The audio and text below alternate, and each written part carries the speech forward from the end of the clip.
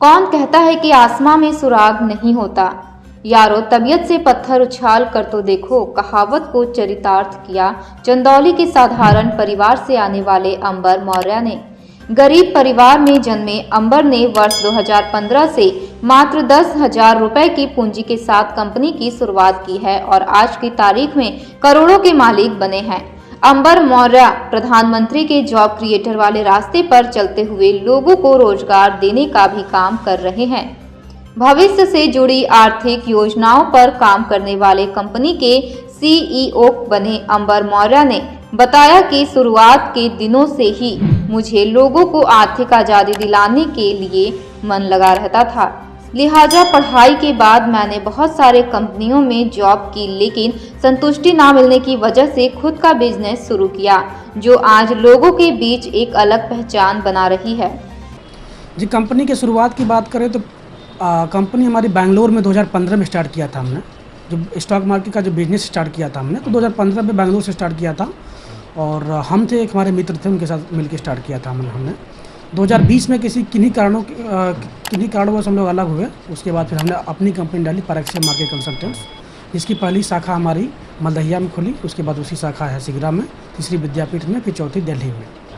जी, पूंजी की बात करें तो इनिशियली 2015 में हम लोगों ने कुछ 30-40 हज़ार के आसपास की लागत से स्टार्ट किया था जी।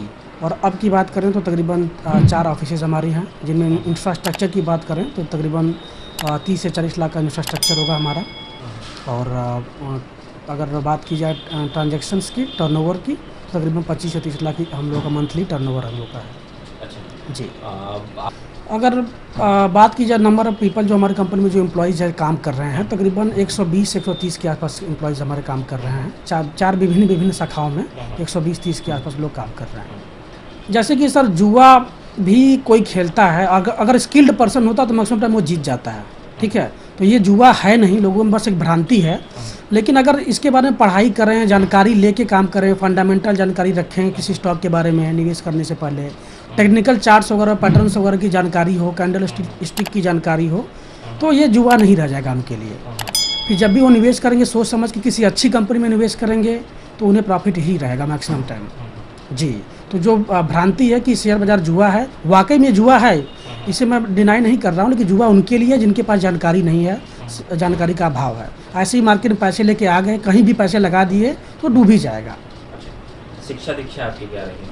शिक्षा की बात करें तो मैं ग्रेजुएट हूँ। अच्छा। अभी बैचलर ऑफ कंप्यूटर एप्लीकेशन मैंने किया हुआ है। अच्छा। और अभी MBA भी मेरा अपीयरिंग है, लगभग लास्ट ईयर कंप्लीट हो चुका है डिस्टेंस लर्निंग के थ्रू।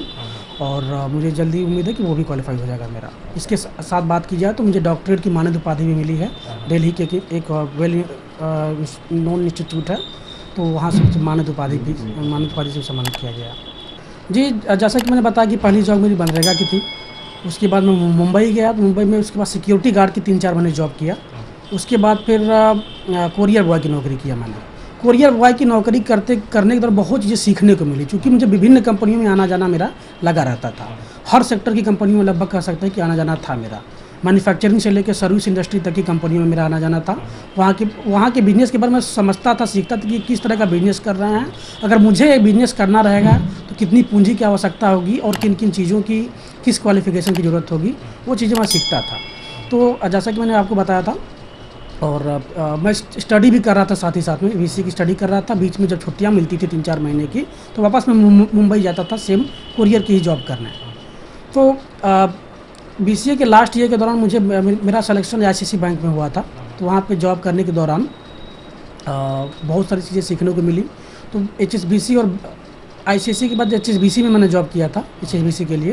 तो वहाँ पे जब मैं जॉब छोड़ा, क्विट किया, तो मैंने रिजाइन भी नहीं दिया था वहाँ पे, जिसे अब्सकॉन्ड बोलते हैं।